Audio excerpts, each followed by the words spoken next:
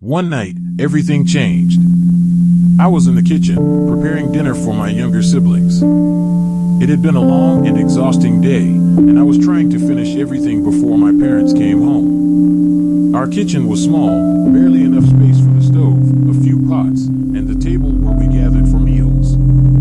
As I moved around, trying to manage everything quickly, I suddenly noticed a faint hissing sound coming from the gas stove. At first, I ignored it, assuming it was just the normal sound of the burner. But as I bent down to check the connection, a sudden, violent explosion tore through the room. The force of the blast threw me backward against the wall. Flames erupted all around me, consuming everything in their path. The heat was unbearable. My clothes caught fire, and I could feel my skin burning. I tried to scream, but the thick smoke filled my lungs, choking me. Panic took over, and I struggled to move, but my body felt heavy, sluggish. The last thing I remember before everything went black was falling to the ground, surrounded by fire, with a single terrifying thought echoing in my mind. This is the end. I'm going to die. When I woke up, I wasn't in my body anymore. It's difficult to describe what happened next, but I found myself in a place unlike anything I had ever known. There was no ground, no sky, just an endless, suffocating void. I was surrounded by darkness so thick it felt like it was pressing down on me, swallowing me whole. A deep, overwhelming fear took hold of me, unlike anything I had ever experienced before. There was no sound, no movement, only the terrifying realization that I was completely alone. Then, suddenly, the ground beneath me vanished, and I was falling. Not in the way you might imagine, but a slow, sinking descent into something far worse. The deeper I fell, the hotter it became. Flames erupted below, surrounding me, consuming everything in sight. The heat was unbearable, far worse than the fire in the kitchen. The air itself seemed to burn, filling my lungs with searing pain. And then, I heard it, the sound of screaming. Desperate, agonized cries filled the space around me. Terrible, endless wails of suffering. The voices were everywhere, yet I couldn't see anyone. The pain, the fear, the horror, it was too much. I cried out for help. At first, I called on Allah. Allah, save me. I screamed over and over, my voice raw with desperation. But there was no answer. No relief. No rescue. Just silence. A silence so deafening, so absolute, that it crushed every last hope I had left. That was when panic set in. Why isn't he answering me? Why isn't he here? The realization hit me like a hammer. I was completely alone. For what felt like an eternity, I remained trapped in that horror, consumed by a fear that words could never fully capture. And then, in the midst of the fire, in the depths of the suffocating darkness, something changed. A small glow appeared in the distance. At first, I thought it was a trick of my mind, a desperate illusion. But the glow grew brighter and brighter, cutting through the darkness like a blade of pure light. And then, I saw him. A man stood within the light, dressed in a flowing white robe that seemed to radiate an otherworldly glow. His face was unlike anything I had ever seen, both strong and gentle, filled with an unfathomable love and peace.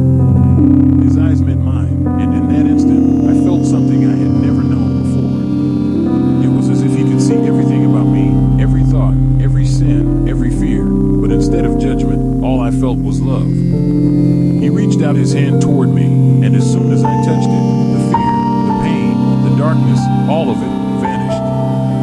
His voice, unlike any sound I had ever known, filled the space around me. It wasn't just words, it was truth itself, spoken directly into my soul. Do not be afraid. I am Jesus. I have come to save you because I love you. Time seemed to stop. My heart pounded as I tried to process his words. Jesus? The name rang in my ears, unfamiliar yet strangely comforting. I had always known him only as a prophet, nothing more. But now, standing in his presence, I realized that everything I had been taught, everything I had believed, was incomplete. I had so many questions, but before I could even form the words, he spoke again. His tone was both gentle and firm, filled with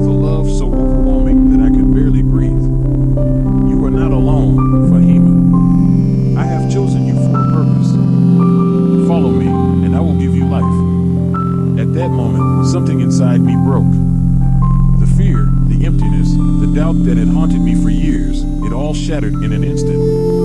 I wanted to stay with him, to never leave his presence. But he shook his head. It is not your time yet. You must return and tell others what you have seen. Share my love with them. Before I could respond, the light around me began to fade.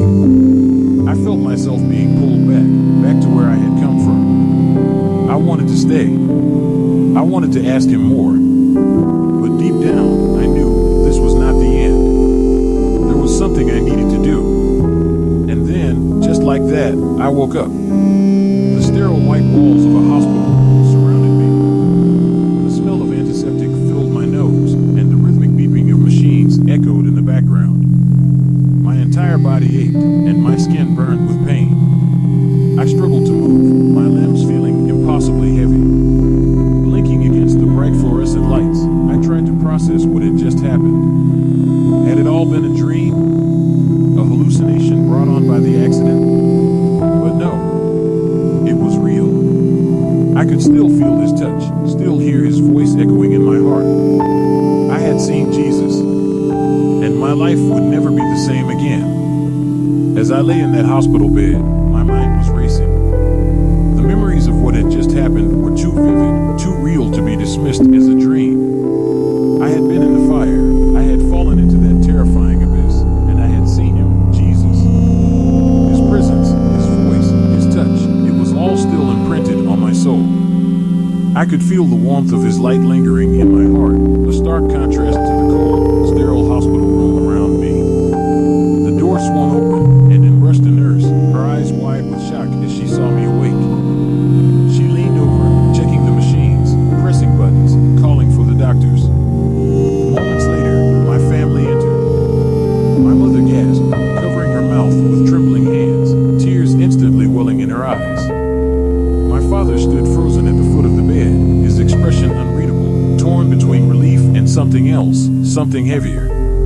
My siblings gathered around, talking over each other, their voices filled with disbelief and joy.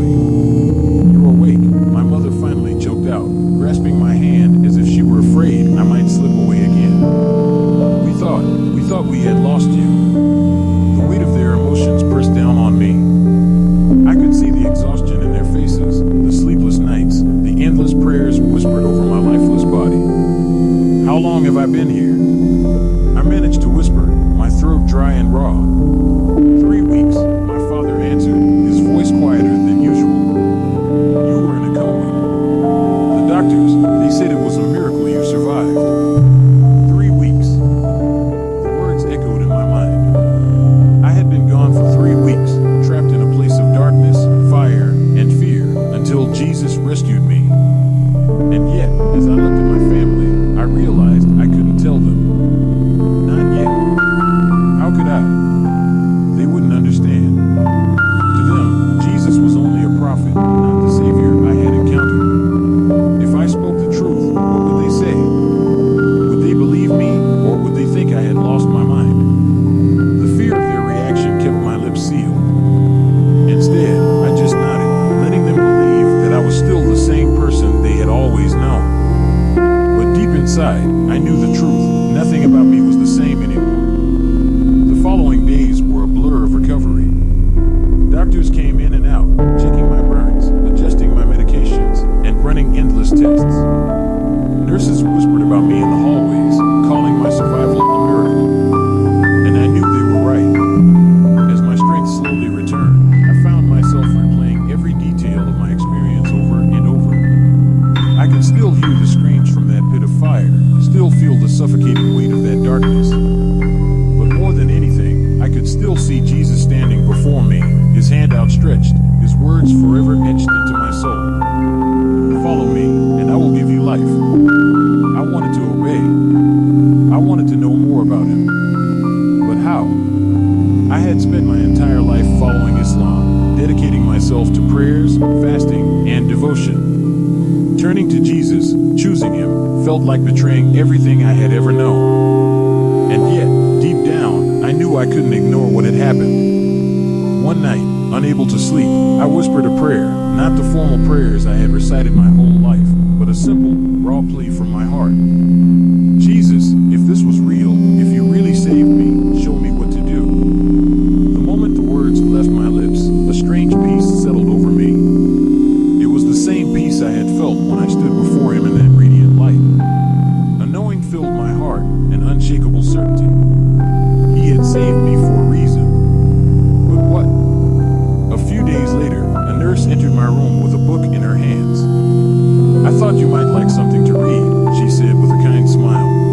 on the table beside my bed. I glanced at the cover, and my breath caught in my throat. It was a Bible. A chill ran down my spine. A Bible was forbidden in my family, in my faith.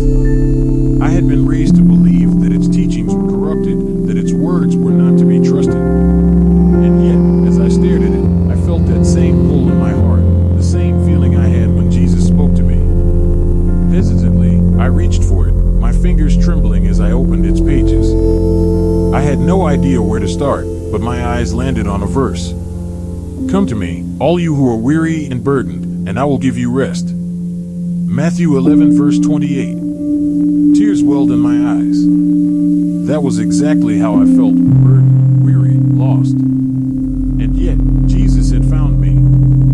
He had pulled me from the darkness, not because I was worthy, not because I had earned it, but because He loved me. I kept reading. For hours, I devoured the words, my heart pounding as I discovered things I had never known before. Jesus wasn't just a prophet, He was the Son of God. He had come to save, to redeem, to give eternal life. The more I read, the more everything made sense. The emptiness I had always felt in my prayers, the doubts that had haunted me, the fears that I could never be good enough for God, all of it pointed to one truth. I had been searching for Him my entire life. When I was finally discharged from the hospital, my family brought me home, but I felt like a stranger in my own house. Everything looked the same, my old room, my siblings playing in the courtyard, my mother cooking in the kitchen, but I was different. And I didn't know how to hide it. I still prayed with my family, still followed the traditions I had grown up with, but inside, something had shifted.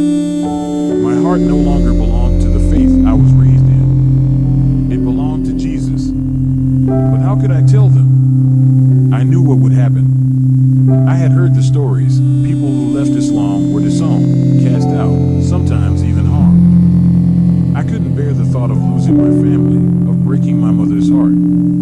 So, for a while, I stayed silent. But the more I read the Bible, the more I realized that I couldn't keep this hidden forever. Jesus had told me to share what I had seen, to tell others of His love. Could I really do that while pretending to be someone I was no longer? One evening, as I sat in my room, flipping through the worn pages of the Bible, my younger brother walked in. He froze when he saw what I was holding. Fahima, what is that? I swallowed hard, my pulse quickening. It's a Bible, I admitted. His eyes widened with shock. You're not supposed to have that. I know. My voice was quiet, but firm. But I need it. A long silence stretched between us. I could see the conflict in his eyes, the loyalty to our family, to our faith, but also the deep bond we had always shared. Finally, he exhaled and whispered, "Does anyone else know?" "No." He hesitated, then lowered his voice. "Be careful." And then he left. I sat there, gripping the Bible, my heart pounding. I had been given a second chance. But what would it cost me? The days following my return home felt like living in two different worlds. On the outside, I was the same girl my family had always known, the obedient daughter, the devoted sister, the faithful believer in the traditions of my upbringing. But inside, everything had changed. My heart no longer belonged to the rituals I had followed my entire life. It belonged to Jesus. I tried to go through the motions, to act as if nothing was different, but I could feel the distance growing between me and my family. The prayers I once recited with certainty now felt empty. The teachings I had clung to no longer aligned with what I had seen, what I had experienced. At night, when everyone was asleep, I would sit in my room with the Bible hidden beneath my pillow, flipping through its pages by the dim light of a candle. The more I read, the more the words came alive. They weren't just stories, they were truth. Every passage, every verse felt like Jesus speaking directly to me. If anyone would come after me, let him deny himself and take up his cross and follow me. Matthew 16 verse 24. The words gripped my heart. I had already chosen to follow Him. But I knew the decision would come at a price. I just wasn't ready for how high that price would be. One evening, as we sat together for dinner, my father spoke about an upcoming religious gathering in our village. We will all go together, he said, his voice filled with the same certainty it always carried when discussing matters of faith. It is important that we remain strong in our beliefs. My heart pounded. I knew what was expected of me. But how could I stand there, repeating prayers that I no longer believed in? I don't think I can go, I blurted out, my voice barely above a whisper. The room fell silent. My mother turned to me, confusion and concern in her eyes. Why not, Fahima? I hesitated, the weight of my decision pressing down on me like never before. I had kept my faith in Jesus hidden for as long as I could. But I knew that moment was inevitable. Taking a deep breath, I finally said the words that would change everything. Because I believe in Jesus. For a moment, no one spoke. The air in the room felt thick, suffocating. My father's expression darkened, his hands clenching into fists. My mother gasped, shaking her head as if she had misheard me. My siblings exchanged nervous glances, unsure of how to react.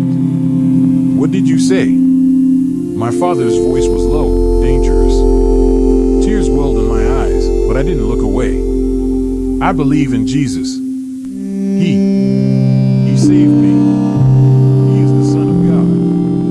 The words barely left my lips before my father slammed his fist against the table, the sound echoing through the room. Enough. His voice was filled with anger I had never seen before. You will not speak such things in this house. My mother was crying now, her hands clasped together in silent pleading. Fahima, you don't know what you're saying. You have been through so much. You're confused. I'm not confused, I said, my voice shaking. I know what I saw. I know what I felt. Jesus is real, and I cannot deny him. My father stood up so suddenly that his chair toppled over. You will renounce this foolishness now, he commanded, his face red with fury. I swallowed hard. My heart was pounding so violently I thought I might collapse.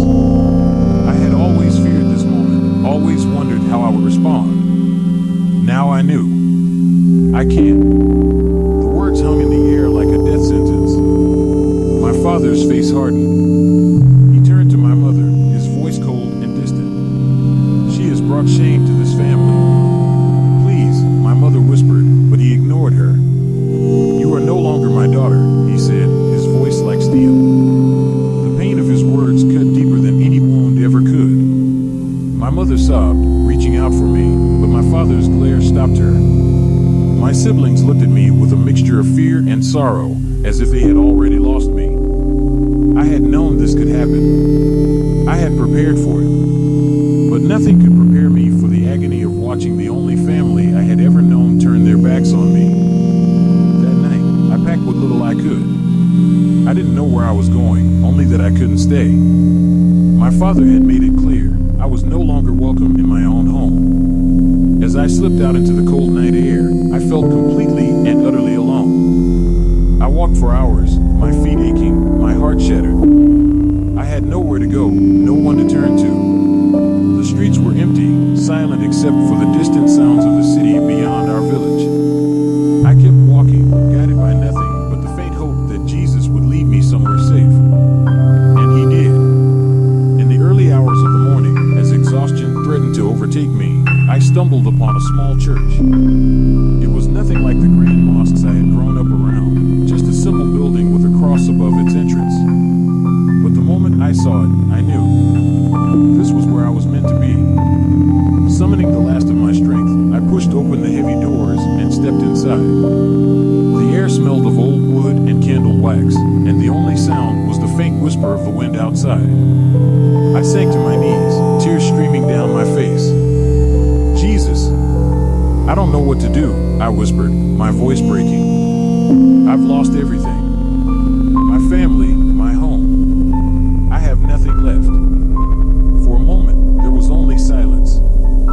Then, deep within my soul, I felt his presence. The same presence I had felt in that place of darkness when he pulled me from the fire. You are not alone. The words weren't audible, but they resonated within me as if they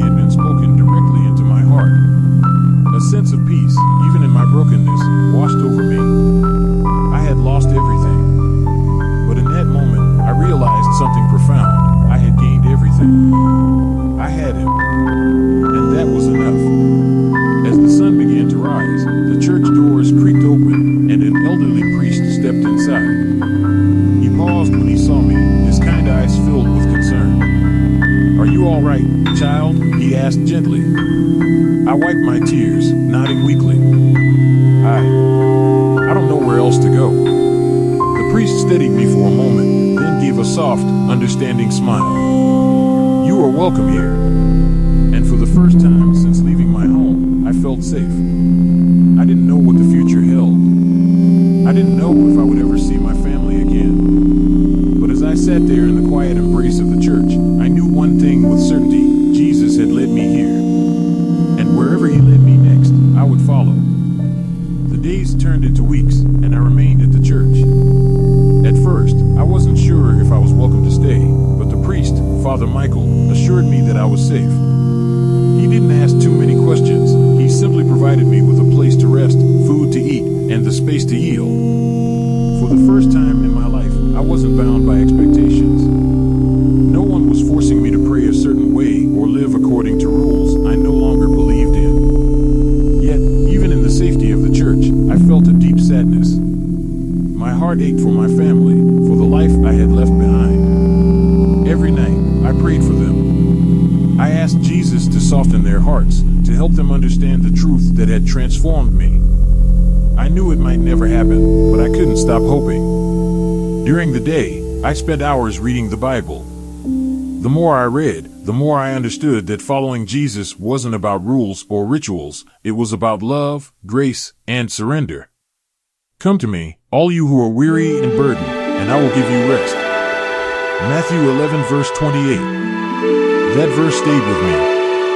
I had spent my entire life trying to be worthy, trying to earn my place through devotion and sacrifice.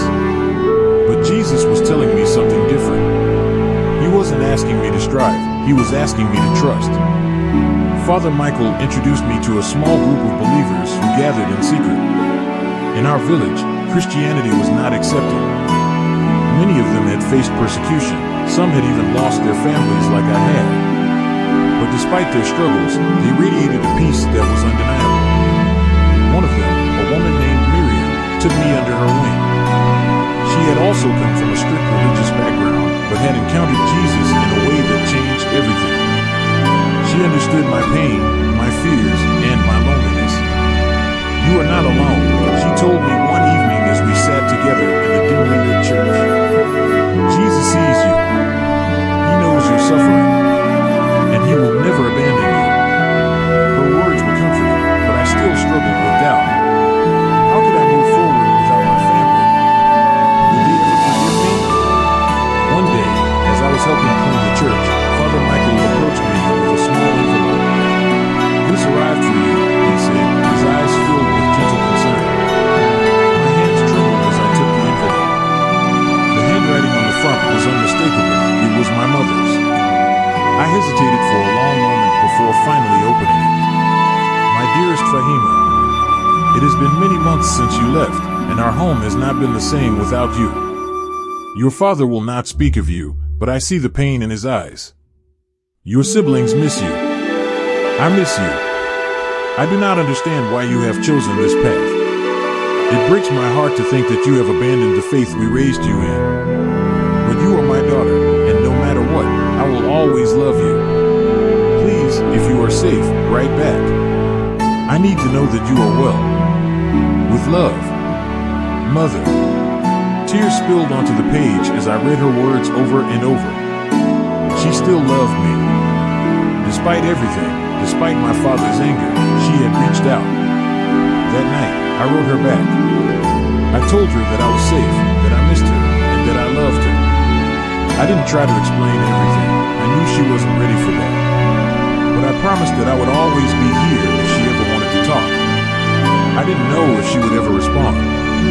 But for the first time in a long time, I had hope. Months passed, and I slowly built a new life. I found work helping at a small Christian school, teaching young children how to read and write. I never imagined that I would find joy in something so simple, but seeing their bright eyes and eager smiles filled my heart with peace. One evening, as I walked back to the church, I found myself staring up at the sky. The stars were scattered across the darkness, shining brilliantly. I thought about everything that had happened: the fire, the vision, the rejection, the pain. There had been moments when I felt like I had lost everything.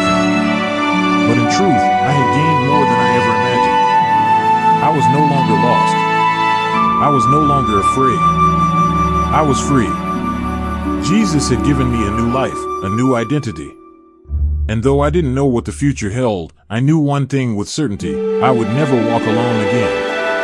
I had found the truth, and the truth had set me free.